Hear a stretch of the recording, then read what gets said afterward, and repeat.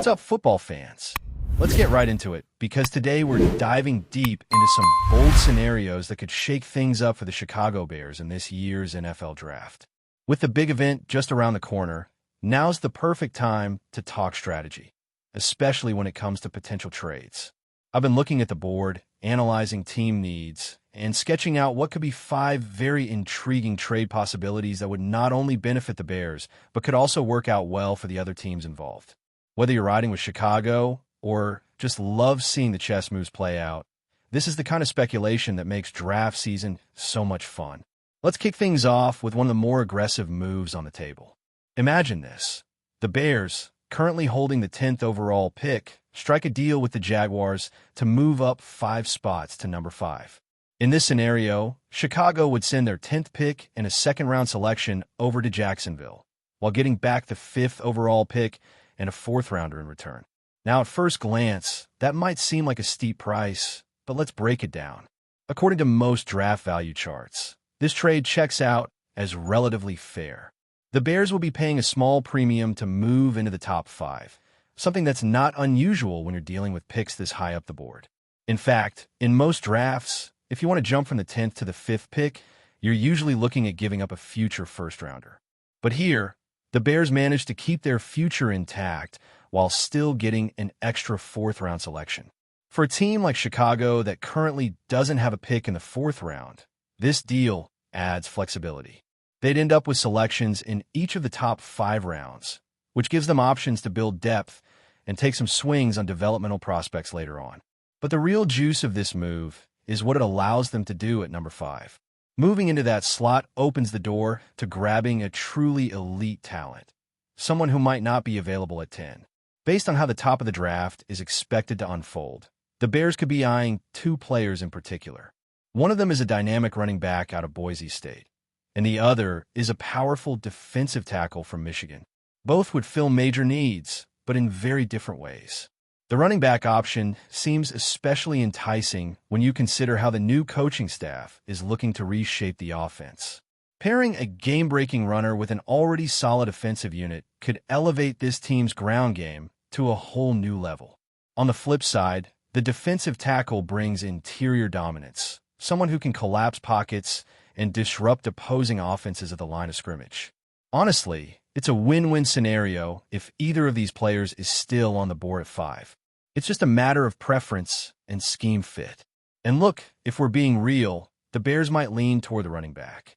Even though some analysts would rank the defensive tackle slightly higher as an overall prospect, the immediate impact that an explosive runner could have in this system is tough to ignore, especially considering how the rest of the draft might play out.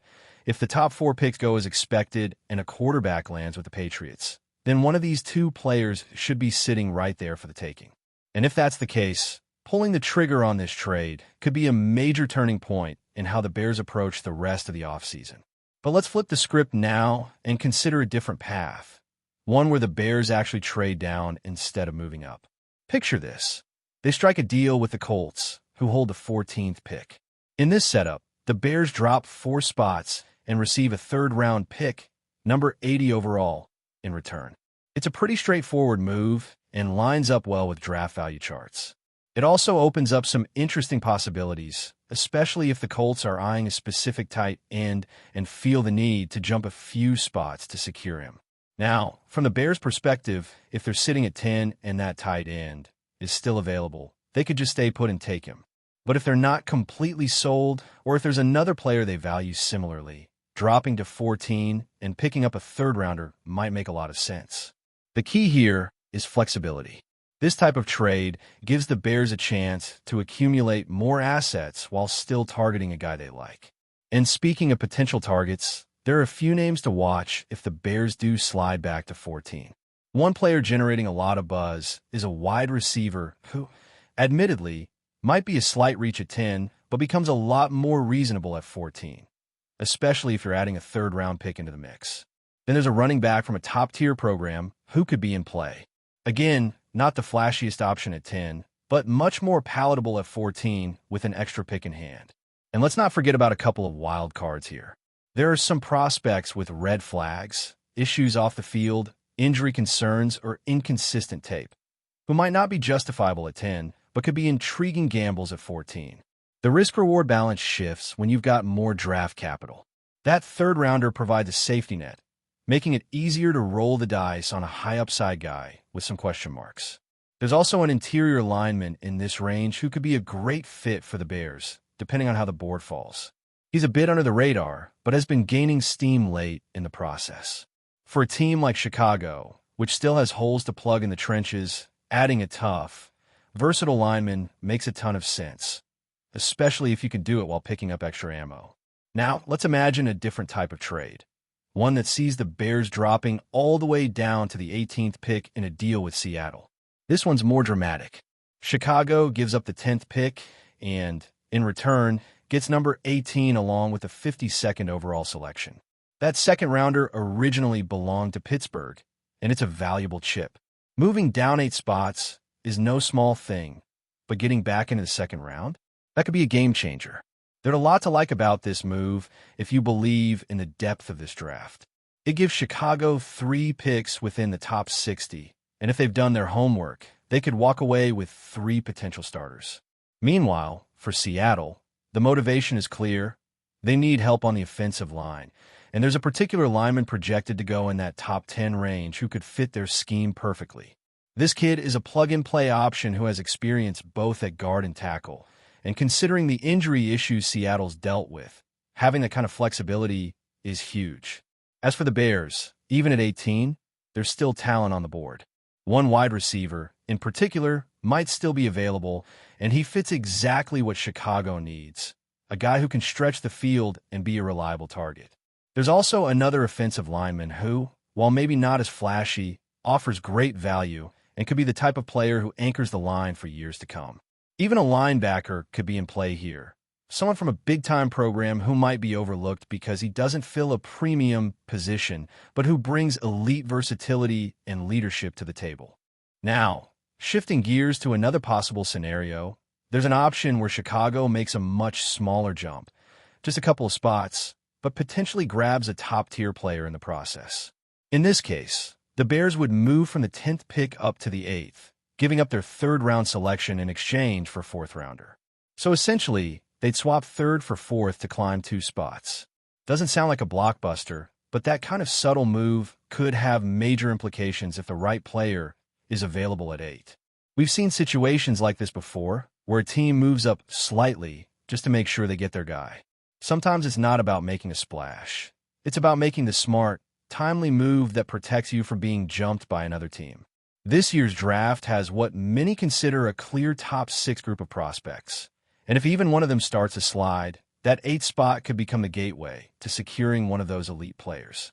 There are a few names being floated as part of that top 6 conversation, and while 2 of them are almost certainly off the board by 8, the rest could be in striking distance. If one of those guys is still there, especially if a team like the Falcons at 8 is open to moving down, it could be the kind of calculated risk that pays off big for the Bears. It's all about timing and reading the board as it unfolds. Now, imagine the scenario where a quarterback-hungry team comes knocking. There's a team sitting at pick 21, clearly in the market for a new signal caller and desperate to get ahead of the competition. In this deal, the Bears would trade down from 10 to 21, and in return, they'd receive a third-round pick this year, plus a second-rounder next year. At first, dropping 11 spots might sound risky, but think about what it brings. Chicago doesn't currently have a second-round pick this year, so adding one next year gives them a valuable asset for the future. Maybe it's not as flashy as getting that capital immediately, but it gives the front office more flexibility for trades down the road or the chance to package picks to move up again in 2026 if needed. This kind of move is about playing the long game, understanding that building a roster isn't just about today, but about sustaining success. Of course, there's always the temptation to ask for a future first-rounder instead. That's what fans want to hear, right? We gave up the 10th pick and got a future first. But the reality is, not every team is willing to pay that price, especially not to move up just 11 spots unless it's for a franchise-changing quarterback. And unless a team is absolutely convinced that their guy won't be there any longer, they're more likely to offer a second than a first. It's just how the market tends to shake out. There's also the argument that the value drop-off between picks 10 and 21 this year might not be as steep as usual. If the board plays out a certain way and the top-end talent thins out early, the gap between those two spots might be narrower than people think. In that case, moving back and gaining draft capital makes a lot of sense, especially if the player you end up with at 21 is someone you would have considered at 10 anyway. And you never know how things might unfold once the draft gets going. All it takes is one surprise pick to throw the whole thing off balance. A team reaching for a quarterback, a defensive end getting picked earlier than expected, a run on offensive tackles. These things happen every year, and they can create windows of opportunity that didn't seem likely just days before. That's why the Bears have to be ready for anything. If there's one constant in every draft season, it's unpredictability. Just when you think you've got it all figured out, someone trades up from out of nowhere or makes a pick no one saw coming. That chaos?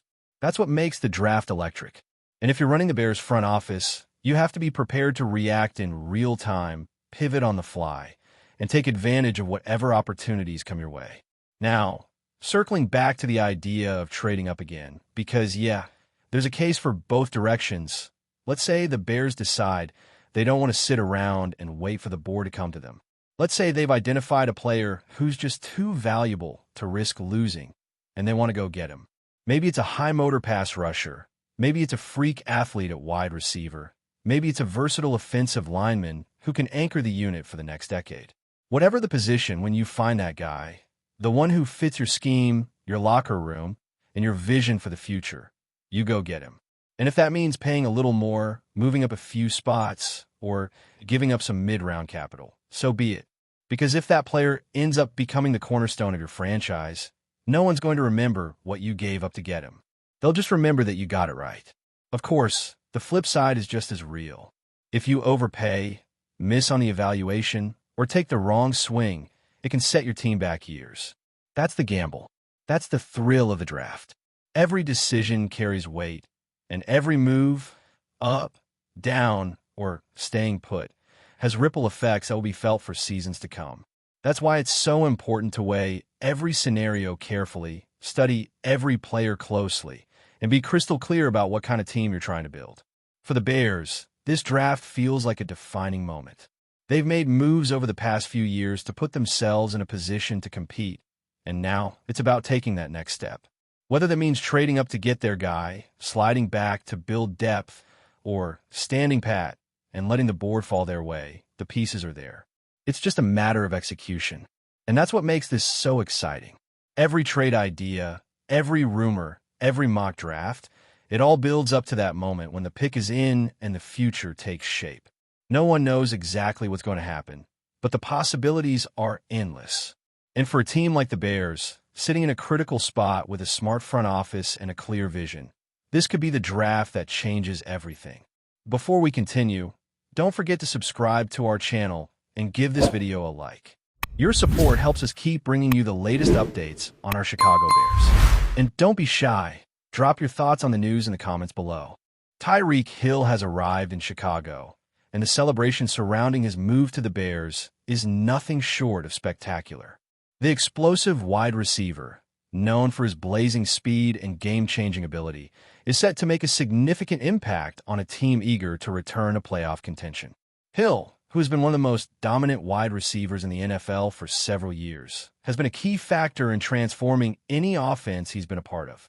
His departure from the Miami Dolphins marks a new chapter in his storied career, and the Chicago Bears are more than happy to welcome him with open arms. The acquisition of Hill is a bold move for a team that has been rebuilding its offensive core. Chicago's offense has long struggled to find consistency, but with Hill's arrival, the Bears are hoping to take their passing game to a whole new level.